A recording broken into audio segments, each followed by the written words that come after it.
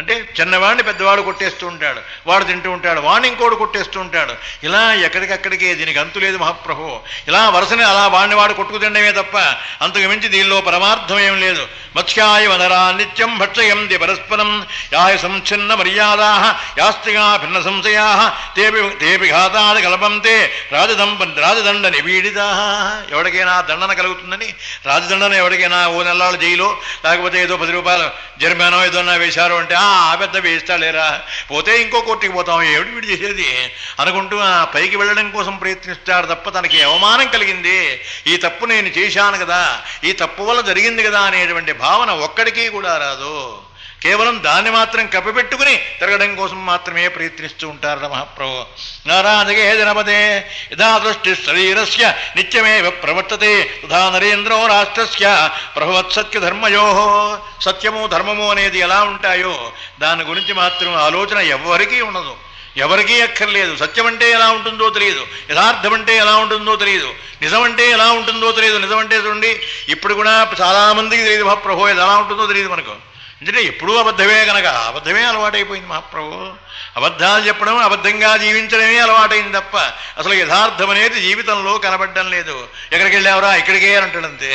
అంతేగాని ఫలానా చోటికి వెళ్ళానని చస్తే చెప్పడు, అలవాట్లేదు. ఇక్కడికే వెళ్ళానంటాడు. ఇక్కడికే అంటే దానికి పేరు లేదు, ఇక్కడికే వెళ్ళానంటూ ఉంటాడు అంతే. ఇంట్లో యజమాని అడిగినా, తల్లి తండ్రి అడిగినా, ఇంట్లో ఉన్నటువంటి కుర్రాడు ఇంట్లో ఉన్నవాడు కూడా అలాగే చెప్తుంటాడు మహాప్రభు. చెప్పండి ఇప్పుడు ధర్మం, దేశం అరాజకం అంటే ఏమిటో చెప్పండి మహాప్రభు. రాజా సత్యం ధర్మంచ రాజా కులవతాంకులం రాజా మాతా పితాదేవ రాజా హితకరో నృణా. ఈ దేశమే ప్రభు, దేశానికి ఉన్నటువంటి ప్రభువే తల్లి తండ్రి, సమస్తమైనటువంటి ప్రజలకు కూడా హితమును చేకూర్చేవాడు ప్రభువే. ఆ ప్రభు అనేవాడు సరిగ్గా సత్సంగాత్యంలో సత్సంగతిలో గొప్ప గుణంలో పుట్టినవాడై ఉండవాలి, గొప్ప కులంలో పుట్టినవాడై ఉండవాలి. వాడు మాత్రమే పరిపాలన చేస్తాడు. అంతేగాని దౌర్భాగ్యమైనటువంటి తల్లో బాధ్యత, తల్లో జాతి, తండ్రో జాతి, ఆ జాతికి పుట్టినవాడు ప్రభువా మహాప్రభు. ఇటువంటి దౌర్భాగ్యమైనటువంటి ప్రభులు మాత్రం ఎప్పుడూ కూడా పనికిరారు. రాజా సత్యంచ ధర్మంచ రాజా కులవతాంకులం అంటే గొప్ప కులంలో గొప్ప కులం, అటువంటి వాడై ఉండాలి. సత్శీలుడై ఉండవలే, సత్సాంగత్యం కలిగి ఉండవలే, ధర్మశాస్త్రం తెలిసి ఉండవలే వాడికి. రాజా మాతా పితాదేవ రాజా హితకరో నృణాం నిరీక్ష ముహూర్తం జరసవదోగురం. పరమాత్మ యొక్క స్వభావం ఏమిటా అంటే అటువంటి మహానుభావుడిని చూడాలరా. ఆ కారణం చేత ఏమైనా సరే దేశం అరాజకమైపోతుంది కనుక ఇప్పుడు మాత్రం శవం కదపడానికి వీల్లేదురా అన్నాడు. నూనెలో పెట్టించేశాడు మహాప్రభు, తైలంలో అటు పెట్టి దాచిపెట్టాడు మహాప్రభు వశిష్ఠ మహర్షి గారు. ఆ అనంతరవందున ఆ ఇద్దరు మంత్రుల్ని, 80 మంత్రులు కదండి, ఆ 80 ఇద్దరిని మాత్రమే పిలిచారు. రే మీరు వెళ్ళి అర్జెంటుగా కేకే దేశానికి బయలుదేరి వెళ్ళి ఆ దేశంలో ఉన్నటువంటి భరతుడు ఉన్నాడే, ఇక వాడొక్కడే ఉన్నాడు మనకు రావాల్సిన వాడు. భరతుడు శత్రుఘ్నులు వాళ్ళిద్దరూ కూడా ఎప్పుడూ కలిసే ఉంటారు కనుక రామలక్ష్మణుల వలె రామచంద్రమూర్తితో సహా లక్ష్మణస్వామి వెళ్ళిపోయినాడు. ఆయన వనంగత, ఈయన దివంగత. ఆ కారణం చేత వారికి వీరు లేరు, వీరికి వారు లేకుండా అయిపోయిందిరా. ఈ దేశం అరాజకమైపోతుంది గనక అన్నారు. అరాజకం అంటే ఈ లక్షణాలు సరైనటువంటి ప్రభువు లేనప్పుడు కలుగుతాయి. అది నిజ సత్యం ఏమిటి అంటే సరైనటువంటి ప్రభువు కానప్పుడు, ప్రభువు పరిపాలన కరెక్ట్గా లేనప్పుడు మాత్రమే జరుగుతుంది. అది చెప్పాడు మహాప్రభు. వశిష్ఠ మహర్షి గారు చెప్పింది అది. కరెక్ట్గా పరిపాలన కనుక సరిగ్గా ఉంటే, యథార్థమైన భావనతో ఉంటే, సరైనటువంటి అర్థం దానికి ఉంటే ఇటువంటి మాత్రం ఏవీ కూడా జరగవు. ఈ దేశం అరాజకం అనే పదములు ఏవీ కూడా రావు. అందుకోసమనే అరాజకమైనప్పుడు ఇలా ఇష్టం వచ్చినట్లుగా ఎవరిదారు వారే, ఎవరి బతుకు వారిదే అలా బతుకుతారు కనుక శవం మాత్రం కదపడానికి వీళ్ళదనడంతే. దీనికి తిరిగి ప్రభువుగా మరొకరు ఎవరినైనా నిర్ణయించాలి, నిర్ణయించిన తర్వాతనే ఈ శవం కదపడం. అంతవరకు శవం కదపడానికి వీళ్ళదనడంతే. తాత్కాలికంగా ప్రభువుని చేస్తే కానీ ఇప్పటికి కూడా ఏదో పెద్ద శరీరాలు ఏదైనా గతించినప్పుడు ఆ శరీరాలను కనిపించడం కోసం 3 రోజులు పెట్టినా 4 రోజులు పెట్టినా అంత్యక్రియలు అప్పుడు ఉంటూ ఉంటారే, ఆచారాలు ఉన్నాయండి, ఆ మాటలు ఉన్నాయి. చెప్పా కదండి, ధర్మం తెలిసినా తెలియకపోయినా, ధర్మం అనేటువంటి పదములకు అర్థం తెలియకపోయినా ఆచారాలు మాత్రం ఉండిపోయినాయి ఇప్పటికీ. ఎవరైనా పెద్దవారు కనుక మరణిస్తే శవం అట్టే పెట్టేస్తారు. మేమంతా వారు రావాలి వీరు రావాలని. వారు రావడం కోసం కాదు మహాప్రభు, దేశం అరాజకమైపోతుంది, దేశం పాడైపోతుంది. అందుకోసమని శవం అక్కడ ఉండగానే మరెవరినైనా ధర్మశాస్త్రం నిలబెట్టమనే. మరెవరైనా అంటే ఈ కుటుంబంలో ఉన్నవారు ఒక్కడే ఉన్నాడు, ఇక భరతుడు శత్రుఘ్నుడు. వాళ్ళ కోసం వెళ్ళండిరా. కృత్యమాత్యం దిగం దివ్యం. వెళ్ళి ఏం చెబుతారో తెలుసా, అర్జెంటైన పనుందని చెప్పారండి మహాప్రభు వశిష్ఠ మహర్షి గారు అన్నది. అర్జెంటుగా మిమ్మల్ని తీసుకురమని ఉన్నారు అంతే. ఆయన అడుగుతాడు, యోగక్షేమాలు అడుగుతాడు. తండ్రి గారు క్షేమంగా ఉన్నారా, వారు క్షేమంగా ఉన్నారా, వీరు క్షేమంగా అడుగుతారు. మీరు అడిగిన వాళ్ళంతా బాగున్నారు అనండి అంతే. మీరు అడిగిన వాళ్ళంతా బాగున్నారని చెప్పండి. అందుకని బాగుండలేదని మాత్రం ఒక్క మాట కూడా చెప్పదు మీరు. కృత్యమాత్యం దిగంది అదొక్కటే అవసరమైన పని ఉంది. అర్జెంటుగా మిమ్మల్ని రమణమన్నారను. మొత్తం మీద అలాగే భరతుడిని తీసుకురండి రా అని పంపించాడు పాపం వీళ్ళని. ఆ అనంతరమందున నదులన్నీ కూడా దాటి వీళ్ళు చాలా కష్టపడి 7 రోజులకి చేరారు మహాప్రభు అక్కడికి. 3 రోజులు పట్టిందట రాత్రింబవడం కూడా ప్రయాణం చేస్తే తిరిగి రావడానికి 4 రోజులు పట్టిందండి. ఆ కారణం చేత 3వ రోజుకి ఆ కేకే నగరానికి చేరారు వీరు. ఎవరు? ఈ మంత్రులు. వీరిరువు కూడా అక్కడికి చేరారు సుఖంగా. మొత్తం మీద ఆ రాత్రికి అక్కడ చేరారు. పొద్దున్నే వెళ్ళారు, భరతుడిని కలుసుకున్నారు. ఆ భరతుడు అంటున్నాడు, కృత్యమాత్యం దిగం దివ్యం. ఇక్కడి నుంచి భరతుడు మాట్లాడడం ప్రారంభం. అయ్యా, రాత్రి చాలా దౌర్భాగ్యమైన కల వచ్చిందిరా. ఇప్పటి వరకు ఆ కలతోనే చాలా బాధపడుతున్నాను రా అని కూర్చోబెట్టుకుని తన మిత్రులకి వారికి అందరికీ కూడా కథ చెప్పుకుంటున్నాడు. రాత్రి వచ్చినటువంటి కథ ఏమిటో తెలుసా? ప్రభు అయినటువంటి దశమహారాజు గారు అలా చివరకొచ్చి, పర్వతం మీదకి అలా చివరకొచ్చి కొండ మీంచి జారి గుపతితో గోమయ హ్రదే ఆవు పేడ వేసే గూతులో పడిపోయినట్టుగా నాకు స్వప్నం వచ్చింది. ఆ స్వప్నంలో మహానుభావుడు ఆ ఆవు పేడ వేసేటువంటి గూతులో పడిపోయినాడు. గోమయ హ్రదే. గోమయం ఎప్పుడు కూడా పోగులుగా బయట వేయకూడదు. గోమయం వేసే చోటు ఎలా ఉండాలంటే కేవలం అలా గుంట తవ్వి ఆ గుంటలో మాత్రమే వేస్తారు. పతితో గోమయ హ్రదే. దానికి కూడా ధర్మశాస్త్రం ఉంది కదా, అందుకని చెప్పాను మహాప్రభు. పతితో గోమయ హ్రదే. కేవలం ఆవు వేడ వేసేటువంటిది గొయ్యి. ఆ గోతులో పడి మునిగిపోతున్నాడు, పైకి తేలుతున్నాడు. అలా కనిపించాడు ప్రభు గారు. సమస్తమైనటువంటి జడలు కట్టుకున్నట్టుగా కనిపించింది. ఆ జుట్టు యావత్తు ముఖం మీదికి అలా వాలిపోయి కనిపిస్తోంది. రాజావా రాజతుల్యోవా, ఎవరికోరికి మరణం తప్పదురా. అహం వా, నేను కానీ, రామోవాధ పరం తప, రాముడు కానీ లక్ష్మణస్వామి కానీ ప్రభు కానీ ఎవరో ఒకరు మరణించి తీరతారా, సందేహం లేదు. అటువంటి యథార్థమైనటువంటి కల వచ్చిందిరా నాకు. అలా కనిపించాడు రా ప్రభు. ప్రభువుగా ఎప్పుడూ కూడా అలా మహానుభావుడు, మహాతపస్వి, అలా ఏదో తపస్సు చేసుకుంటూ ఉండవలసినటువంటి దశరథమహారాజు గారు పాపం మహానుభావుడు నూనె తాగుతూ ఆ నూనె కిందకి కారుతోంది. అలా గోతులోంచి లేచినప్పుడల్లా కాస్త నూనె తాగుతున్నాడు పైగా ఆయన. అలా కనిపించాడు రా. ఆ కారణం చేత కేవలం అదే అపశకునం గనక అహం వా, నాతోనే మొదలెడుతున్నాడు. అహం వా రామో వా రాజోవాధ పరం తప, ప్రభువు కానీ, ప్రభుతో సమానమైనటువంటి రాముడు కానీ, లేక నేను కానీ, లక్ష్మణస్వామి కానీ, నలుగురిలో ఎవరికో ఒకరికి మరణం తప్పదు అని చెబుతున్నాడు. అలా దౌర్భాగ్యమైన కళ వచ్చిందిరా. ఆ కారణం చేత చాలా భయం వేస్తుందిరా. ఇంతవరకు ఎప్పుడూ కూడా అటువంటి కళ రాలేదురా. అందుకనే ఈ కళను గురించి అక్కడ చెప్పాలి. నిజంగా సుందరకాండలో ఆ త్రిజటకి కళ వస్తుంది, అక్కడ చెప్తారు మహాప్రభు ధర్మశాస్త్రాన్ని గురించి. కళ ఎవడికి వస్తుంది, వచ్చిన తర్వాత ఎన్నాళ్ళకి అవుతుంది అనే ధర్మం అంతా కూడా అక్కడ చెప్పారు. సరే, నేను కూడా అక్కడికి వాయిదా వేస్తాను. మరి ఇప్పుడు మొదలెడితే మళ్ళీ ఆ కథ వృత్తాంతం స్వప్నం మరి ఎందుకు వస్తుంది? స్వప్నం వచ్చిన తర్వాత ఆ టైం సరిగ్గా చూడగానే ఈ టైం ప్రకారం కళ ఈ టైంలో వచ్చింది కనుక మనకు ఇన్నాళ్ళకి దీని ఫలితం కలుగుతుంది. కొన్ని కళలు మాత్రం మరి తెల్లవారితేనే అయిపోతాయి, కొద్ది రోజుల్లోనే అయిపోతాయి. కొన్ని మాత్రం ఉన్నాయో జరిగాయో తెలియదు, కొన్ని జరగవు. ఎందుకండి, ఎందుకు ఇలా జరుగుతోంది మహాప్రభు? కొన్ని కళలు అవ్వవు, కొన్ని కళలు మాత్రం అవుతాయి. రాత్రి నువ్వు వచ్చినట్టుగా కళ వచ్చిందిరా, అలాగే వచ్చేవరా, ఇవాళ ఉత్తర క్షణంలో వచ్చేసేవరా అంటాడు. నీ దగ్గర నుంచి ఉత్తరమైనా వచ్చిందని చాలా కాలం నుంచి చూస్తున్నాను, ఏమీ కబురు తెలియదురా నీ కబురు, చాలా కాలమైందిరా నీ కబురు తెలిసి అంటాడే ఒకప్పుడు. ఏమండి, అప్పుడు వీడే ఇప్పుడు వీడే, ఎందుకు ఇలా అవుతోంది? దాని గురించి చెప్తాడు మహానుభావుడు. ఆ త్రిజట స్వప్న వృత్తాంతంలో అందరినీ కూర్చోబెట్టుకుని త్రిజట చెబుతుంది, నాకు కల వచ్చిందే, అలా కనబడ్డాడే రావణ బ్రహ్మ మహాప్రభో తైల సముచిత. గాడిదలను కూర్చోబెట్టుకుని పాపం నూనె తలకాయకి రాచుకుని ఆ నూనెతో బయలుదేరి పెడుతున్నాడు. వసతో దక్షిణాం దిశం, దక్షిణ దిక్కుగా బయలుదేరి పెడుతున్నాడు రావణ బ్రహ్మ. అటువంటి రావణ బ్రహ్మనిచ్చి నిన్ను తీసుకెళ్తామట్రా మేము అనే గాడిదలు కూడా కింద పడదోసాయి. వాడు కూడా గోమయహ్రదే, ఆవు పేడ వేసే గోతులో పడిపోయినాడు. అలా కనిపించాడు రా అని ఆ మహాతల్లి జవాబం చెప్పుకొస్తుంది. కేవలం రామచంద్రమూర్తి మాత్రమే కనిపించాడు రా మహానుభావుడు. ఆ రామచంద్రమూర్తి మాత్రమే అలా వచ్చి ఎప్పుడైతే మహానుభావుడు దీన్ని బ్రహ్మవాహనాన్ని ఎక్కి మహత్తరమైనటువంటి హంసవాహనం మీద అలా వచ్చాడో, హంసకి మరి బ్రహ్మగారికి హంసవాహనమా, ఏమండి హంస ఏమాత్రం జారేస్తుంది, ఏమాత్రం దానికి శక్తి ఉందండి? కాదు. హంసవాహన అంటే సమస్తమైన జీవులకి అధిపతిని నేనురా అని చెప్పేదే బ్రహ్మస్థానం. సమస్త జీవకోటికి నడిపించేటువంటి వాడు, జీవకోటిని సృష్టించేవాడు మహానుభావుడు పరమాత్మ. అందుకోసమని ఆ పరమాత్మ నాకు అలా కనిపించాడు రాని మహాతల్లి త్రిరేక స్వప్న వృత్తాంతంలో అక్కడ చెప్తాను మీకు. ఆ కారణం చేత ఇక్కడ కూడా అలా కనిపించాడు రా ప్రభు అయినటువంటి మహారాజు గారు.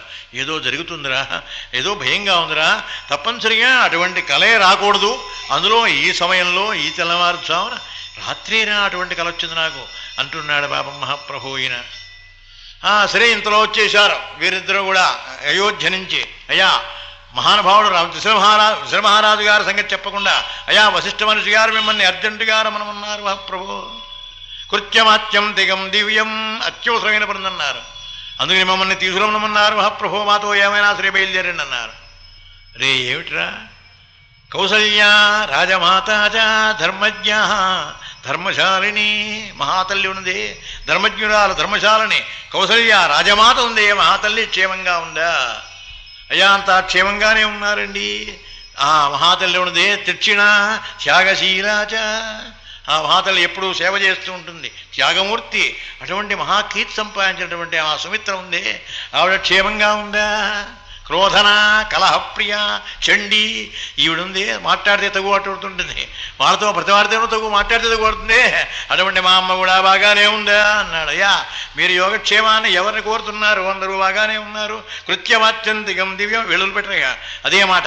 కృత్యమాత్యంతికం దివ్యం, అవసరమైన మా ప్రభు. ఏమిట్రా అంత అవసరం?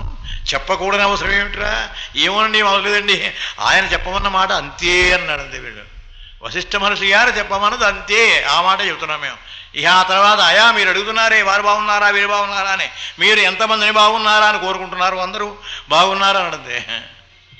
ఏమండి ఇది అమృతం కదా, అబద్ధం కదా ధర్మశాస్త్రం. మరి వశిష్ఠ మహర్షి గారు కేవలం రామచంద్రమూర్తి అరణ్యానికి వెళ్ళారని చెప్పకపోయినా రథమహారాజు గారు మరణించారనేనా చెప్పాలి కదా. చెప్పకపోతే అబద్ధం కదా. ధర్మశాస్త్రం ఒప్పుతుందా? ఒప్పుతుంది. ఎందుకో తెలుసా? అక్కడ ధర్మం ఏమిటో తెలుసా? నిజంగా భరతుడే కనుక దశమహారాజు గారు మరణించారని తెలిసినా, రాముడు అరణ్యానికి వెళ్ళారని తెలిసినా అక్కడే ప్రాణాలు పెట్టేస్తాడు. ఉత్తరక్షణంలో ప్రాణాలు పెట్టేస్తాడు వాడు. ఇక మళ్ళీ ఇక్కడికి రాడే, అక్కడే వదిలిపెట్టేస్తాడు. అందుకోసమని ప్రాణరక్షణ కోసమని అప్పుడు మాత్రం చెప్పవచ్చు, ప్రాణం నిలబెట్టడం కోసమని. ధర్మశాస్త్రం ఎప్పుడూ కూడా ఎందుకు పుట్టింది అంటే నా ఆచారం కూడా ఎవరి అవతల వారిని ఇబ్బంది పెట్టకుండా ఉండడం వరకే ఆచారం. ఆచారం అనే పదమునికి అర్థం ఏమిటగా అంటే కేవలం సదాచార సంపత్తి అంటే నిన్ను ఇబ్బంది పెట్టకుండా, నాకు సాధ్యమైనంత వరకు నా జాగ్రత్తలో నేను ఉంటూ మిమ్మల్ని మీతో గడిపించాలని, కానీ మిమ్మల్ని అందరినీ ఇబ్బంది పెట్టాలనే భావనగా మాత్రం ఎప్పుడూ కూడా ఏ శాస్త్రంలోనూ చెప్పలేదు. మీకు ఇబ్బంది కలిగించాను అంటే అది కేవలం పాపహేతువే, మీకు సుఖ ఆనందం కలిగించాను అంటే అది పుణ్యహేతువు, సందేహం లేదు కదా. ఆ కారణం చేత నాకు మాత్రం ఏదో స్వాస్థ భాగమని మీ ఇంటికి వచ్చి అక్కడి నుంచి నేను కుంపటి అడిగి కాబట్టి ఇవే దుఃఖపాలి, ఎందుకండి ఇదే బాధంతా మహాప్రభు దుఃఖపాల బాధ, మీ ఇంట్లో శుభ్రంగా వండి పెడితే హాయిగా తినచ్చు కదా. ఇటువంటి అవతల వాళ్ళకి ఇబ్బంది కలిగించేటువంటి పని మాత్రం ఎప్పుడూ కూడా చేయకూడదు. ఇబ్బంది కలగకుండా సుఖం కలిగించావా వాళ్ళకి మాత్రం సంతోషం కలుగుతుంది, దానివల్ల నీకు పుణ్యమే వస్తుంది అని ఎప్పుడో పెద్దలు మనకు చెప్పించారు కనుక ఆ మహానుభావుడు ఆ కారణం చేత చాలా మళ్ళీ తైలపక్వాలు మాత్రం పనికొస్తాయి, మాత్రం ఆయన లడ్డూలు చేస్తే పనికొస్తాయండి వీడికి. ఇవి మాత్రం వేసుకు తినచ్చు. కేవలం ఈ అన్నం మాత్రమే పట్టుకుంటుందా? ఎవరు దీనికోసం కుంపట? లేకపోతే ఏ దౌర్భాగ్యం ఏమిటండి మహాప్రభు. చాలా నికృష్టమైనటువంటి స్థితి అండి ఇది. అంటే అదో ఆచారం ఉండవచ్చు, ఆచారం తప్పని నేను అనడం లేదు, కానీ అది ఎంతవరకు అయ్యా అంటే కేవలం అవతల వారికి ఇబ్బంది కలగకుండా ఉండవలే. అవతల వారికి ఇబ్బంది పెడితే మాత్రం అది ఆచారం అనిపించుకోదు, అది కేవలం ధర్మశాస్త్రం అనిపించుకోదు. అలాగే అవతల వారికి ఇబ్బంది పెట్టేది, అవతల వారికి ఇష్టం కలిగించకుండా ఇష్టం కలిగే ధర్మశాస్త్రానికి ఎప్పుడు కూడా విరుద్ధం కలిగించేదాన్ని మాత్రం ఎప్పుడూ కూడా ఆచారం అని అనరు. ఆ కారణం చేత మహాప్రభు కృత్యమాత్యం దిగం దివ్యం, అత్యవసరమైన పొందండి అన్నారు. ఆయన నన్నాటి వెంటనే మేనమామని పిలిపించారు. మేనమామతో చెప్పాడయ్యా అర్జెంటు ఏదో అవసరం వచ్చిందిట, అందుకని బయలుదేరి వెళ్ళిపోతున్నాడయ్యా అన్నాడు. అయోధ్యకి వెళ్ళిపోతున్నానన్నాడు భరతుడు. రే నాయనా చాలా కాలం ఉన్నావురా, 12 సంవత్సరాలు ఉన్నావు, ఇప్పుడు బయలుదేరి అర్జెంటుగా వెళ్ళిపోతున్నావు కనుక ఏదో కొన్ని లాంఛనములు నేను ఇవ్వాలి కదరా, ఏదో కొంత సరదా నాకు కూడా సంతోషం ఉంటుంది కనుక కొన్ని లాంఛనములు ఏదో నీకు ఇస్తానన్నాడు. నాకేమిటో ఇచ్చేమిస్తావో కానీ అవన్నీ తర్వాత వెనకాల పంపించమన్నాడు. అంతేగాని నాకు మాత్రం ఇప్పుడు ఏదో వచ్చేయండి నువ్వు ఏదో ఇస్తావని నీకోసం అందుకోసం నేను మాత్రం ఆగను. అన్నాడు. అయ్యా అర్జెంటుగా మాత్రం ఇదిగో ఈ 2 రత్నహారములు ఇస్తున్నానన్నాడు. గబగబా మెళ్ళో వేశాడు. 60,000 గుర్రములను ఇచ్చాడు మహాప్రభు. 60,000 గుర్రములు. ఆ గుర్రములన్నీ ఇచ్చేశాడు అమాంతంగా మహాప్రభు. సరే వెళ్తే వెనకాల పంపించరా వాడిని అన్నాడు. అర్జెంట్ అంతే, నేను వెళ్ళిపోతున్నానన్నాడు. అవన్నీ వెనకాల పంపించు, అవన్నీ కావాలన్నాడు. ఇక్కడ కూడా భార్య విషయం మాత్రం కూడా వచ్చిందని కానీ అక్కడే ఉంది రాదు. మరి ఈయన అర్జెంటుగా వృచ్చిందని భర్తగారు పెడుతున్నారు కనుక భర్తగారి వెనకాతల బయలుదేరిందని కానీ ఎక్కడా చెప్పలేదు. కృత్యమాత్యం దిగం దివ్యం అత్యవసర బృందన్నారు. సరే బయలుదేరేశాడు. అమాంతంగా రథం ఎక్కేశాడు. మహానుభావుడు వచ్చేస్తున్నాడు. రే ఏమిటిరా మాట్లాడరేరా అన్నాడు. ఒక్కడో మాట్లాడాల. ఇక మాట్లాడకుండా వచ్చేస్తున్నారు, రథందోలు చేస్తున్నారు. అలా అడ్డదారి పెట్టించేశారు మహాప్రభు. భాగీరథి మీదుగా అలా అడ్డంగా పెట్టించేశారు. ఎవర్రా మాట్లాడరేరా? ఇంటి దగ్గర అంతా క్షేమంగా ఉన్నారా? మన ఊరు ఎలా ఉందిరా? అయోధ్యలో అందరూ క్షేమంగా ఉన్నారా? విశేషాలు ఏమిటిరా? ఒక్కడు మాట్లాడు. ఒక్కడు అంటలేదా అంటలేదేక ఏమీ చెప్పడం లేదు మహాప్రభు. వచ్చేస్తుంది, రథం వెళ్ళిపోతుంది. అలా సమస్తమైనటువంటి కార్యక్రమాలు నడుస్తున్నాయి. ఆ మధ్యలో ఆ నదిలో దిగినప్పుడు ఆ వేగమునకు గుర్రముల యొక్క డెక్కల యొక్క మోతకి ఆ కదలికకి దానివల్ల ఆ చిందులన్నీ ఒంటి మీద పడి భరతుని యొక్క దేహం తడిసిపోయింది. ఒరే తడిబట్టలతో ఇంటికి వెడుతున్నాను రా, ఆ కారణం చేత అశుభం రా, ఇది ఆపండిరా అన్నాడు. ఆపడల్లా. ఆపండిరా అంటే ఆపడలేదు మహాప్రభు. రే ఆపడరా అన్నాడు. రే తడిబట్టలతో ఇంటికి వెడుతున్నాను రా, తడిబట్టలతో వెళ్ళకూడదురా, ధర్మశాస్త్రం ఒప్పుకోదురా అన్నారంతే. తడిబట్టలతో ఇంటికి వెళ్ళడం ఏమిటిరా? తడిబట్టలతో ఎప్పుడో కూడా ఇంటికి వెళ్ళడానికి వీల్లేదు. తడిబట్టలతో వెళ్ళేవాడు పాత్రతో ఉదకం తీసుకుని పెడితే తప్ప శుద్ధి కాదు అది. చెంబుతో అందుకనే నీళ్లు పుచ్చుకోవడానికి బయటికి వెళ్ళి స్నానానికి వెళ్ళినప్పుడు చెంబు తీసి పెడతారు. అందుకోసం ఆ కారణం చేత ఏమైనా సరే పాత్ర లేకుండా వెళ్ళడానికి వీల్లేదు కనుక అయినా తెరిచిన బట్టలతో పెడుతున్నామే, తడిపుడి బట్టలతో. ఆ కారణం చేత ఏమైనా సరే వెళ్ళకూడదురా, ఆపందన్నాడు. ఆపిన తర్వాత మళ్ళీ అడిగాడు, ఏరా విషయం చెప్పండిరా, మన ఊళ్ళో వాళ్ళంతా బాగున్నారా, అంత అర్జెంట్ ఏమిటిరా అన్నాడు ఆయన.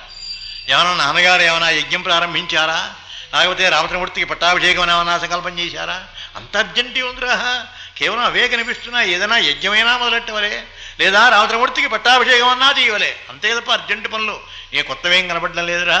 అందరూ బాగానే ఉన్నారంటున్నావుగా నువ్వు, ఏదో తలబెట్టుంటారా, చెప్పడరా, పోనీ ఏదో తలబెట్టారు, ఇది బలానా పని తలబెట్టారండి అని ఒక్క చెప్పండి రా మీరన్నాడు. వీళ్ళు ఏం చెప్పట్లా, మాట్లాడలేదు మహాప్రభు. ఏమైనా సరే మహాప్రభు వేగంగా వెళ్ళిపోతున్నారు వీళ్ళు. అనంతరం ముందు బయలుదేరారు. అక్కడి నుంచి మహావేగంతో బయలుదేరారు. అలా 3వ రోజు అయిపోయి 4వ రోజు ఉదయానికి చూశారు అయోధ్యని. అలా దూరంగా కనిపిస్తోంది అయోధ్య. జెండాలన్నీ అవనతం చేశారు, సగం కిందకి వంచి కనిపిస్తున్నాయి. రథమహారాజు గారి జెండాలన్నీ అయోధ్యానగరం మీద అలా కిందకి కట్టి కనిపిస్తున్నాయి. ఎరా జెండాలు తగిపోయినాయరా, కిందకి వంచేశారేమిట్రా, దింపేశారేమిట్రా అన్నాడు. ఎవడో మాట్లాడాల, సమాధానం చెప్పడం లేదు మహాప్రభు. ఒక్క మాట చెప్పరు. ఏమిట్రా అలా ఉందన్నారు. దానికి కారణాలు చెప్పాడు ధర్మశాస్త్రం. దాని గురించి వాల్మీకి మహర్షి, జెండాకి కనుక గుడ్డ చుట్టేస్తే, జెండాకి ఎగరకుండా జెండా గుడ్డ కనుక కర్రకు చుట్టేస్తే దేశం నాశనం అయిపోతుంది. దాన్ని కనుక కిందకి వంచెట్టే పెడితే దేశంలో ఏదో విపత్తు కలిగినట్టు. ఆ దేశానికి మాత్రమే పరిమితం, ఇతర దేశాలకు మాత్రం కాదండి. ఆ దేశంలోనే సగం జెండా కనుక కింద దింపేస్తే ఆ దేశానికి ఏదో విపత్తు కలిగినట్టు. కేవలం జెండా ఎగురుతుంటే మాత్రమే ఆ దేశం క్షేమంగా ఉన్నట్లు అనే భావన ఉంది కనుక ఆ పరమార్థాన్ని జ్ఞాపకం చేశాడు. ఎరా సగం వంచారేమిట్రా కిందకి, ఏం జరిగిందిరా, ప్రమాదం ఎవరికి ఎందుకు జరిగిందిరా అన్నాడు. ఏం ఒక్క మాట మాట్లాడాల, ఒక్కళ్ళు చెప్పడం లేదు. సరాసరి తోలుకెళ్ళిపోతున్నారు మహాప్రభు. ముందుగా మొదటి సింహద్వారం దగ్గరికి వెళ్ళారు. కోట ఉంది కదా, కోట ద్వారం దగ్గరికి వెళ్ళారు. ఎవరో వందివాసులు, ఎవరు నా మహాప్రభు భరతుడు గారికి జై, ఎవడో అంటల్లా, అందరూ అలా నుంచున్నారు కొయ్యల్లాగా. ఎరా ఎవడు ఏం చేయంటలేదు ఏమిటిరా, ప్రభువుని ఇంతకాలానికి వస్తున్నాను కదా, నేను కూడా ఈ కుటుంబంలో వాడిని కదా, ఈ కుటుంబంలో వాడినే వస్తున్నప్పుడు పోనీ ఏదో వస్తున్నట్టు కాదు, కనీసం ఏదో తగినటువంటి మాటలు కానీ ఇతరమైనటువంటి గోష్ఠి కానీ ఏమీ లేకుండా ఉంది ఏమిట్రా అన్నాడు. ఏం చెప్పట్లే వీరు, ఏం మాట్లాడరా వీళ్ళు, ఏమీ మాట్లాడని చెప్పాడు వశిష్ఠ మహర్షి గారు. ఏం నోరెత్తది మీరు అన్నాడు. నోరెత్తారా లాభం లేదు, ఏమైనా సరే. ఆ కారణం చేసి ఎవడో కూడా మాట్లాడటం లేదు, వెళ్ళిపోతుంది రథం. ఎవరికి వారే ఊరుకున్నారు. అలా చూస్తున్నాడు, పరిసర ప్రాంతములన్నీ కూడా అలా చూస్తున్నాడు ప్రభు భరతుడు. ఆ మహానుభావుడు జాగ్రత్తగా చూస్తూ నా ముందుకు పెడుతున్నారు. ఎరా వాకిట్లలో ఎవళ్ళు, వాకిళ్లలో ముగ్గులే లేదేరా అన్నాడు. ఎవరైనా మరణిస్తే ముగ్గు వేయరు ఆ వాకిట్లో, కానీ అన్ని వాకిళ్ళలోనూ వేయలేదేమిట్రా అన్నాడు ఆయన. అన్ని వాకిళ్ళు ఏడుస్తున్నాయి ఏమిట్రా? ప్రతి ఇంటా కూడా ఏదో మహత్తరమైనటువంటి కష్టం కలిగినట్లుగా ప్రతి వారం ఎవడో కూడా వాకిట్లో ముగ్గేయలేదురా, ఏమిట్రా దీనికి కారణం అంటున్నాడు. ఏమిటో కారణం ఎవడు చెప్పట్లా, వీళ్ళే మాట్లాడలేదు కానీ ఇది కుమారుడు వీడికి వచ్చిన వాడు ఏ ఉయ్యర ముద్దులు వీడు తూలుపోవడమే తప్పరథం, ఇక ఏమీ మాట్లాడడం లేదు వీడు. అనంతరం ఇంకా కొంచెం ముందుకెళ్ళారు, వర్తకులంతా కూడా కొట్లు కట్టేశారు. అప్పుడే ఉందండి ఆచారం, ఇప్పుడు పుట్టింది కాదు ఈ ఆచారం. వర్తకులు కొట్లు కట్టేసేటువంటిది అప్పుడే పుట్టింది. ఎరా కొట్లు కట్టేశారు, చాలా రోజులైందిరా, ఈ కొట్లు తీసి చాలా రోజులైందిరా, తాళాలు వేసి ఉన్నాయి ఎందుకురా అన్నారు. ఎవరు పోయినారని అలా చేశారా అన్నారు. ఏం చెప్పడం రా, ఎరా ఎవరు పోయినారా, వాకిట్లో ఎవడూ ముగ్గేయలేదురా, ఎవరో వాకిట్లో ముగ్గేయటంలా, ఆ కసువు కూడా చెమ్మడం లేదు, ఎక్కడ పాచు ఎక్కడే ఉంది, ఎవడో అన్నోదకాలు కూడా తింటున్నట్టుగా లేదే, ఇంతమందికి ఏం కష్టం వచ్చిందిరా, ఇంతమందికి ఏం కష్టం వచ్చింది. అయోధ్యలో నాన్నగారు ప్రభు అయి ఉండగా అసలు ఇంత కష్టమా, ఎవరికైనా ఇంత కష్టం వస్తుందా, ఇంత కష్టం వచ్చినట్టు మనకు ఆస్తమైనటువంటి ఆ దౌర్భాగ్యమైనటువంటి దుస్థితి మానవులకు ఎందుకు వచ్చిందో చెప్పండి రా అన్నారు. ఎవడో మాట్లాడాలా, వెళ్ళిపోతుందంతే, ఎవడో మాట్లాడాలా. ఆ అనంతరమందును నిజంగా కిటికీలోంచి సందుల్లోంచి అందులోంచి ఇందులోంచి చూస్తున్నారు, భరతుడు వస్తున్నాడా వేసే తలుపు అనుకుంటున్నారు, తలుపులు వేసుకుంటున్నారు. చూశాడు పాపం భరతుడు, ఏరా నేను వస్తున్నానని చెప్పి సందుల్లోంచి కిటికీల్లోంచి చూస్తున్నారా, చూసేసి అమాంతంగా తలిపేసుకుంటున్నారా పదిగా. ఇందులో పాపం నాకేమిట్రా, నేనేం పాపం చేశానని నా మొహం చూడకూడదు అనే భావనతో వేసుకుంటున్నారు రా తలుపులు. అదే నేను వస్తున్నాననేప్పటికీ తలిపేసుకుంటున్నారు. వస్తున్నాడా అని చెప్పి ఇక వాడెందుకులే అనే భావనతో చూస్తున్నారు. ఇలా తలిపేసుకుంటున్నారు ఏమిట్రా, ఇంత తలుపులేసుకోవడానికి కారణం ఏమిట్రా, అంత తప్పు నేనేం చేశాను రా అంటున్నాడు మహానుభావుడు భరతుడు. ఏమీ చెప్పడం లేదు వీళ్ళు, ఏమీ మాట్లాడలేదు మహాప్రభు. సరాసరి మహారాజు మందిరానికి వెళ్ళే వరకు మాట్లాడే పని లేదు వీళ్ళు. అంటే అపశకునములు ఎలా ఉంటాయో మనకు జ్ఞాపకం చేశాడు మహానుభావుడు వాల్మీకి. అంటే పెద్దలు ఎవరైనా మరణించినప్పుడు, దేశానికి ప్రభువు మరణించినప్పుడు, ఇటువంటి అరాధికమైనటువంటి దుస్థితులు కలిగినప్పుడు కేవలం అప్పుడు మాత్రమే ఇలా ఉంటారా, ఇలా ఉండవలే అని మనకు జ్ఞాపకం చేయడం కోసమని మన కోసం పుట్టింది రామాయణం. అప్పుడు జరిగిందో జరగలేదు, చచ్చాడు వెళ్ళాడంటే ఒక్క ముక్కతో పోయేదానికి ఎందుకని ఇంత వర్ణన వాల్మీకి చేసింది అని చెబుతున్నాను తప్ప, వాల్మీకి చేసిందాలో ఇంకా కొన్ని తగ్గించేమని చెబుతున్నా. మరి లేకపోతే ఇంకా విసుగొచ్చేస్తాయి మహాప్రభోయే, మరి వినేవాళ్ళకి విసుగు రాకూడదండి. కేవలం ధర్మశాస్త్రం మాత్రమే చెప్పుకుంటూ పెడుతున్నానే. ఏమండి ఇంకా ఆయన దాని ఇంకా విస్తృతంగా మహానుభావుడు వాల్మీకి చాలా రాస్తున్నాడు దీని గురించి. ప్రతి విషయంలోనూ ధర్మశాస్త్రం రాశాడే. ఈ ధర్మములన్నీ ఇలా ఉంటాయి, ధర్మం అంటే ఇలా ఉండవలే అనే విషయాన్ని ప్రజలకి జ్ఞాపకం చేసిందే రామాయణం. అందుకనే ప్రజలు వినడం, ధర్మం కోసమని వినడం. ఏ ధర్మాన్ని మానవుడు అవలంబించాలో, ఏ ధర్మాన్ని మానవుడు ఆచరించాలో మనకు తెలుస్తుంది. ఆ ధర్మాన్ని గురించే ప్రస్తావన చేసినటువంటి మహానుభావుడు వాల్మీకి తప్ప మరి ఎవరు కూడా లేరు. ఆదికావ్యం రామాయణం తప్ప ఇతరమైనటువంటి గ్రంథాల్లో ఎక్కడా లేదు, ఏ గ్రంథంలోనూ లేదు. ప్రతి విషయాన్ని గురించి అంత విస్తృతంగా దాని గురించి ప్రత్యేకించి చెప్పినటువంటి కథా విధానం. ఎరా తలుపులు వేసుకుంటున్నారు ఏమిట్రా, నా ముఖం చూడకూడదనే, నా ముఖం అంత చూడకుండా ప్రజల ముఖం ఏమైందిరా, ఎందుకైందిరా నా ముఖం, ఎందుకైందిరా, ఈ నా మొహానికే ఏమొచ్చుట్టుందిరా పాపకర్మ అంటున్నాడు. ఏమైనా సరే ఎవడే మాట్లాడాలా. సరాసరి ధర్మహారాజు గారి మందిరానికి వెళ్ళిపోతుందంతే. ధర్మహారాజు గారి మందిరం మరి ఎవరి వారికే విడిగా ఉంటాయని ముందనే జ్ఞాపకం చేశాను కదా. ఆ దశరథమహారాజు గారి మందిరానికి వెళ్ళిపోయింది. రథం అక్కడికి వెళ్ళినా ఆపు చేశారు వీళ్ళు. ఇక మధ్యలో ఎవరు ఎంతమంది పెడుతున్నప్పటికీ కూడా ఎక్కడ రథం ఆపకుండా అలా వెళ్ళిపోతోంది, మహావేగంతో ముందుకు వెళ్ళిపోతోంది. అక్కడికి వెళ్ళినాక మాత్రమే ఆపారు. గవాలను వెంటనే కిందకు దిగాడు, తండ్రి గారి మందిరంలోకి గబగబా వెళ్ళాడు. ఎక్కడా నాన్నగారు చూస్తే కనపడలేదు. ఏదైనా రాజకీయమైన పని ఉందేమో, రాజకీయమైన పని ఏదైనా ఉంటే ఆలోచనకి తల్లింటికే వెడతాడు ఆయన. మందరింటికే, మహావాడు కేక ఇంటికే వెళ్ళారు, కేకమ్మ గారింటికే. ఆ కారణం చేతి అక్కడేదన్నా ఆలోచనకి వెళ్ళారేమో. తిప్పిర్రా అమ్మ మందిరాన్ని తిప్పిండ్రా అన్నాడు. సరాసరి అమ్మ మందిరానికి బయలుదేరి వెళ్ళిపోయింది.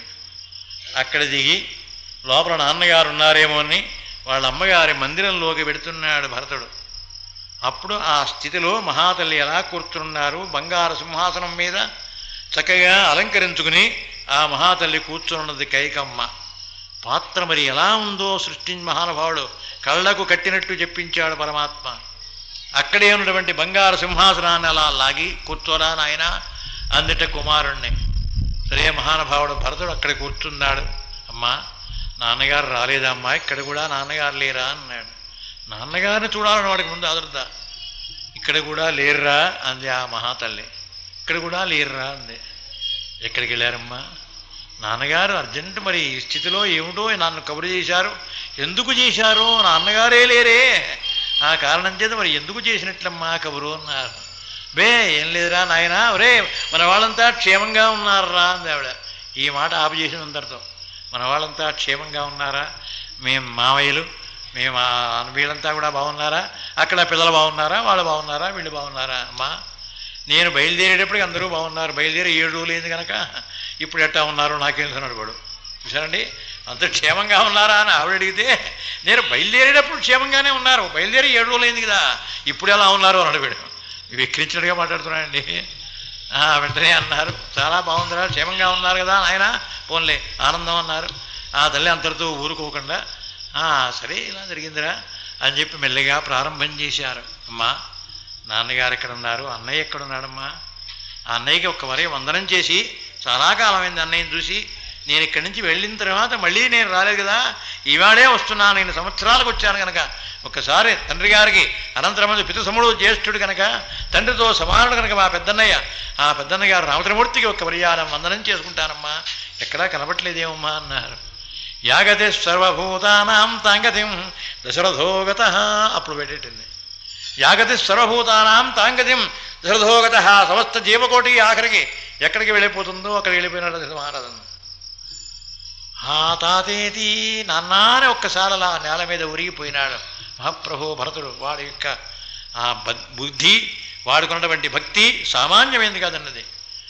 తాతేతి నాన్నానే ఒక్క పర్యాయం పెద్ద కేక వేసి, ఈ సింహాసనం ఎందుకు మా దుఃఖమాల సింహాసనం క్రమాన్ని కింద పడిపోయినాడు.